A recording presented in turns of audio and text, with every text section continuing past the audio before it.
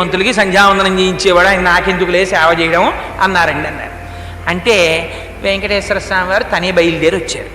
వచ్చి ఏమో అనంతాచార్యులు అనారోగ్యం తగ్గిందా అన్నారు. ఇటువైపు నుంచి అటువైపు తిరిగి పడుకున్నారు. ఆయన మాట్లాడకపోతే ఆయనే పాపం బల్ల లాక్కుని వెంకటేశ్వర స్వామి వారు కూర్చున్నారు. ఇవన్నీ యథార్థంగా జరిగిన సంఘటనలండి.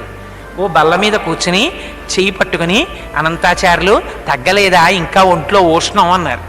అంటే పాపం మీకు ఇప్పటికి తీరుబడి దొరికింది, మిమ్మల్ని నమ్ముకుని కొండ మీదకి వచ్చి ఈ నేల నుంచి పుష్పకైంకర్యం చేస్తున్నాను, 3 రోజులు అయింది జ్వరం వచ్చి పడి మంచాన, వచ్చి నన్ను పలకరించడానికి తీరుబడి కుదరలేదు, వైద్యుల్ని పంపిస్తానన్నావుట, ఏం పాపం నువ్వు వచ్చావేం ఖాళీ దొరికిందా అన్నారు. అంటే పోన్లేవయ్యా, మనస్సంతా కష్టపెట్టుకోకయ్యా, నీకు జ్వరం ఉందో లేదో చూద్దామని వచ్చాను. అనంతాచార్యులు నన్ను చూడాలన్న భక్తే తప్ప వైద్యులతో వైద్యం చేయించుకుందామని కూడా నీకు కోరిక లేదేమిటో, చూడు నీకు ఎలా తగ్గించేస్తానో అని ఒళ్ళంతా.